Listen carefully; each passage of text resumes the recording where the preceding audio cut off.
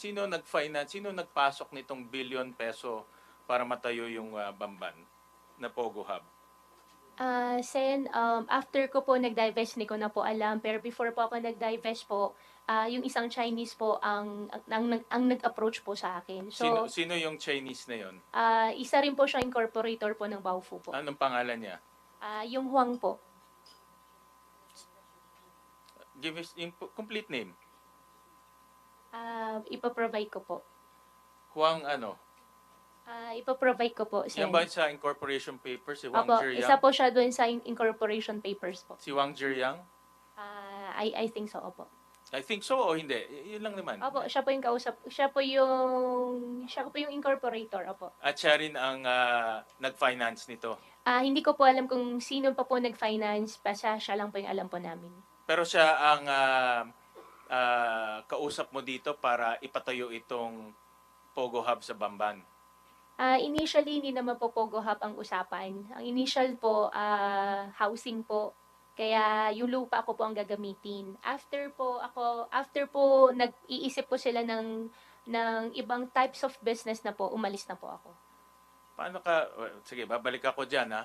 But sinabi mo kasi kanina na si Wang Zhiyang ang nag-finance nito. Sen, di ko po sinabi siya po nag-finance. Ang sinabi ko po, siya po yung kausap po namin. Sino nga nag-finance? But yun ang kailangan namin malaman kung sino ang mga taong nasa likod nito eh. 'Di ba? Hindi ka nagbibigay ng sagot sa amin eh. No? Hindi naman parang may pera babagsak lang sa langit at magtatayo ng Pogo Hub sa Bamban. Meron nagbigay ng pera nito. Sino yung nagbigay ng pera? Sen, very cooperating po talaga ako. At na-mention ko rin po sa inyo kanina, kukunin ko po yung details po doon sa mga contractor. Then Yung contractor iba. Yung contractor yung binayaran mo. Wala pa akong binayaran na contractor po, Sen. Yung contractor iba yon. Mamaya papakita ko yan ha. Opo. Yung binagsakan ng pera, yung pinanggalingan ng pera, saan galing yon? Hindi ko po alam, Sen. Hindi mo talaga alam. Hindi ko po talaga alam. Okay, sige. May papakita kami. Ito.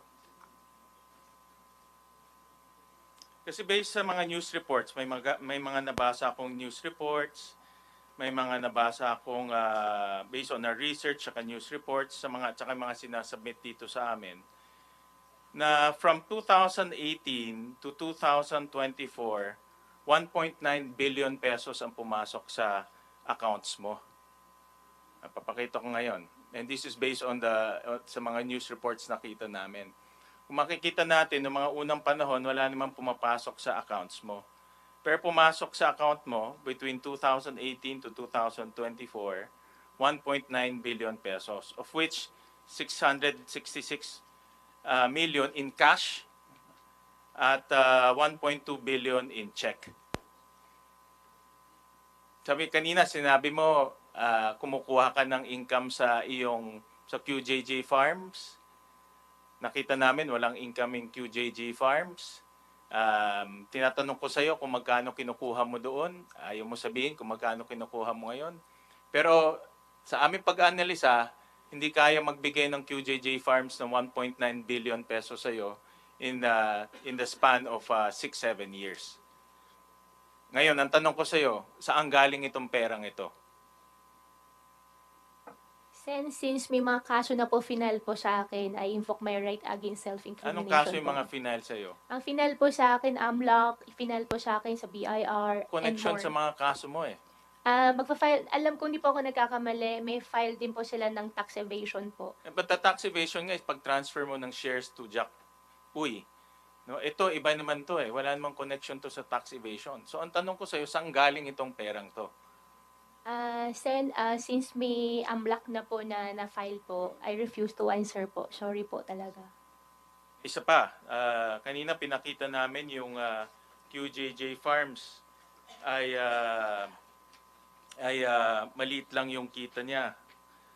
Pero natuklasan din namin, again, sa mga news reports to, sa mga news reports, sa mga research namin, na between 2018 to 2024, 3 billion ang pumasok sa QJJ Farms, of which 1.2 billion in cash at 1.7 billion in check. At ito, pag i-add ko yung kaninang sinabi ko, tsaka ito, almost 5 billion na. Malapit na ito doon sa halagang ginamit sa pagpapatayo sa Bambang Pogo Hub. Pag titignan mo rin yung timing, 2017, 2018, 2019, lahat to eksakto kung kailan pinatayo yung Bambang Pogo Hub. Ang QJJ Farm, sino ang presidente? Sen, I think regarding po dyan, Yeah, but who's the president ng QJJ Farm? Sino ang president? ako po yung president. Kayo ang president Opo. ng QJJ Farm, di ba? Opo. Kanina sabi mo, you also manage and control dahil nakakakuha ka ng pera doon. Opo. Definitely, alam mo rin, may pumapasok na pera doon. Sen, regarding naman po dyan, since may nakafile na po sa akin na case, I think sasagutin ko po siya sa korte. At regarding naman po, Sen, po, dun sa sinabi niyo po kanina sa akin na yung pera ay might be used in Pogo, check niyo rin po, wala pong Pogo related po na pera if ever po. At saka even po sa mga contractor po, wala pong any transactions po.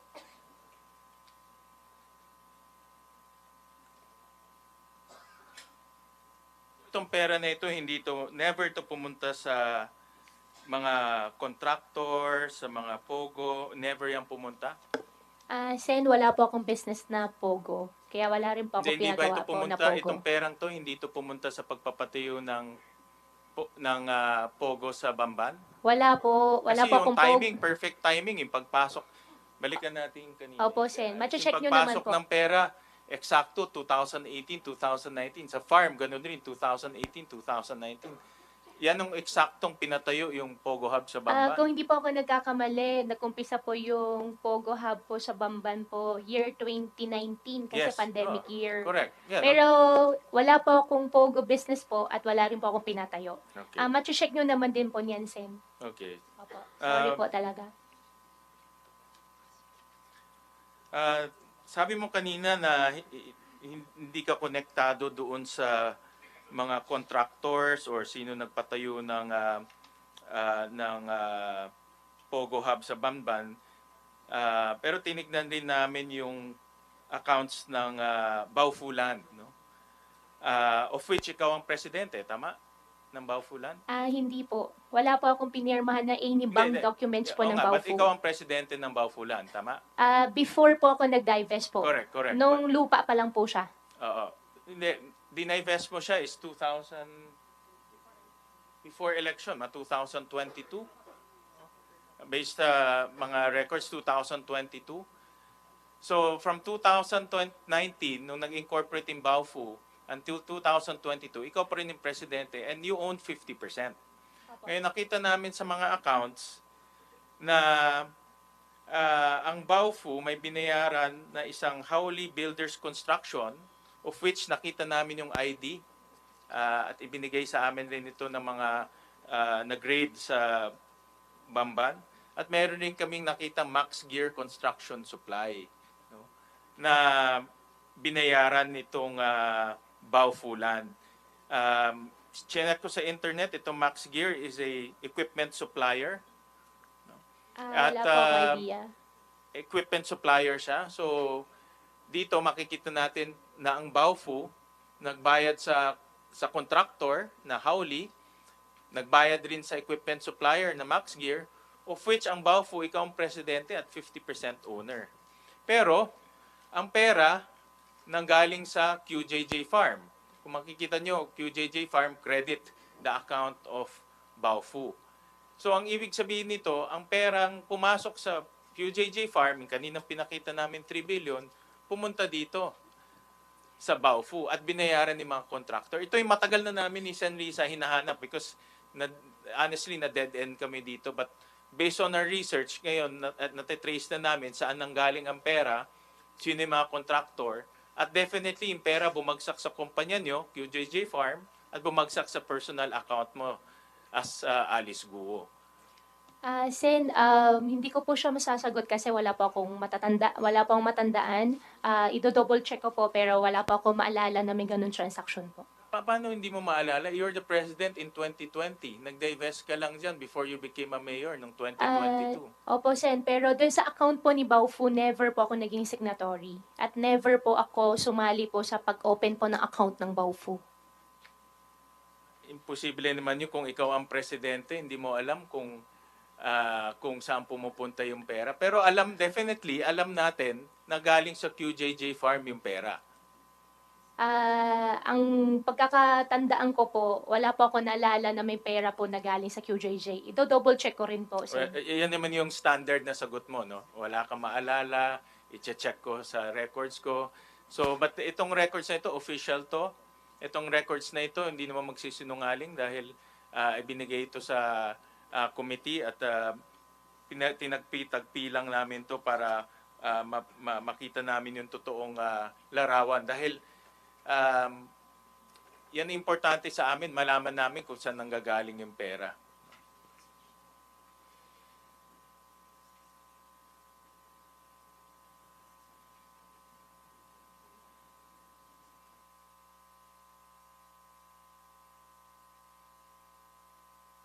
Madam Chair, I know that we are rushing against time, pero merong a few items na lang, no, with the permission of the good chairperson. And kanina madalas ko marinig sa iyo na sabi mo wala kang connection sa Pogo at wala kang connection sa mga